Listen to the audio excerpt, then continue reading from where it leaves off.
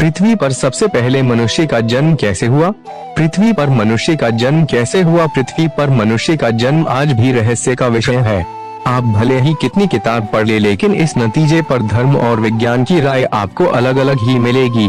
ऐसा नहीं है कि सिर्फ हिंदू या सनातन धर्म ही यह कहता है कि इंसान मनु और शतरूपा की संतान है, बल्कि दूसरे धर्म के लोग भी खुद को एडम और हिव संतान मानते हैं, लेकिन विज्ञान का दावा इससे उलट है। आज इसके माध्यम से हम यह जानने का कोशिश करेंगे कि आखिर पृथ्वी पर मनुष्य का जन्म कैसे हुआ। पृथ्वी पर सबसे पहले मनुष्य का जन्म कैसे हुआ? पृथ्वी पर जीवों की उत्पत्ति को लेकर हर धर्मगुरु, दार्शनिक और वैज्ञानिकों की राय अलग अलग है। हालांकि आप चाहे हिंदू धर्म ग्रंथ उठाए या फिर मुस्लिम, ऐसा ही उनमें आपको ज्यादातर बातें एक ही तरह के मिलेंगे, बस नाम अलग हो सकते हैं। हिंदू पुराण कहते हैं कि घनघोर अंधेरे में पहले ब्रह्मा का जन्म हुआ। जन्म के तुरंत बाद वे तपस्या करने लगे। तपोशक्ति से ही उनके एक अंग से जीवों का जन्म हुआ। पृथ्वी पर पहली मनुष्य जोड़ी मनु और शतरूपा की थी। पूरी दुनिया उन्हीं की संतान है। जबकि इस्लाम धर्म का कुरान कहता है कि अल्लाह ने हर जीवित चीज को पानी से बनाया है, उसी से पूरे संसार की रचना हुई है। जबकि ईसाइयों का धर्म ग्रंथ बाइबल कहता है 6000 साल पहले किसी शुभ दिन ईश्वर ने विश्व की सभी प्रजातियों की रचना एक झटके में कर दी। हालांकि इस बात पर कई लोग सवाल भी उठाते हैं, क्योंकि हिंदू धर्म की माने तो सिर्फ कलयुग ही 5000 वर्ष बीत चुका है। इसके हिसाब से सत्ययुग, द्वापर और त्रेता युग में फिर इंसान या फिर दुनिया नहीं होनी चाहिए थी। आमतौर पर हर धर्म की यह धारणा बिल्कुल एक जैसी है कि पृथ्वी पर जीव जंतुओं की उत्पत्ति एक चमत्कार है, जबकि विज्ञान इससे उलट दावे करता है। महान यूनानी दार्शनिक अरस्तु का कहना था कि मिट्टी, कीचड़, धूल और सड़ती हुई चीजों से जैसे कीड़े मकोड़े पैदा हो जाते हैं, हो सकता है वैसे ही इंसानों की भी उत्पत्ति हुई हो।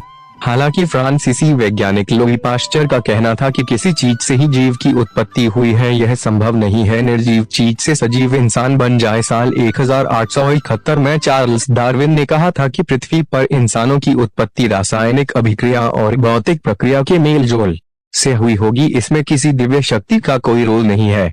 विज्ञान ने तो यह तक दावा किया कि इंसान बंदरों की चिंपैंजी का विकसित स्वरूप है। मजाक में लोग कहते भी हैं कि इंसानों के पूर्वज बंदर ही तो हैं, इसीलिए यह उछलना कूदना जानते हैं। लेकिन धर्म इस बात को बिल्कुल भी नहीं मानता, क्योंकि अगर बंदर या चिंपैंजी विकसित होकर इंसान बनते तो आज फिर उनका अस्तित्व पृथ्वी पर बिल्कुल भी नहीं रह जाता। क्योंकि विज्ञान यह भी कहता है कि कोई भी जगह है या जीव जब अपना स्वरूप बदलता है तो अपना पुराना अस्तित्व खो देता है। मजेदार बात तो यह है कि अब तक सभी वैज्ञानिक ने जीवों का विकास ही समझाया है। सालों के रिसर्च के बाद सिर्फ यही पता लगा पाए हैं कि इंसान जब आदिमानव के रूप में जंगलों में घूम रहा था तो कैसे पत्थर से आग लगाया।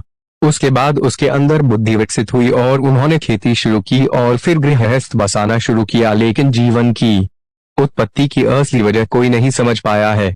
इसकी वजह यह भी है कि जिस दुनिया को भगवान ने बनाया उसके बारे में भला हम इंसान कैसे जानते हैं। जैसे मृत्यु का रहस्य विज्ञान नहीं समझ पाया कि दुनिया किसने बनाई, यह नहीं समझ पाया। दुनिया में अचानक से लोग कहां से आ गए, यह नहीं समझ पाया। तो यह भला कैसे समझ जाएगा कि सबसे पहले पृथ्वी पर कौन सा जीव आया?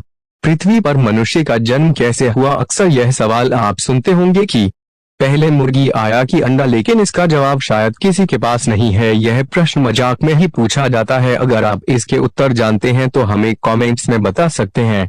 लेकिन धर्म के नजरिए से देखें तो आप चाहे किसी भी धर्म के हो, एक ईश्वरी शक्ति ने ही इसका निर्माण किया है। पुराने जमाने में लोग यह तक कहते थे कि हम सभी ईश्वर की संतान हैं।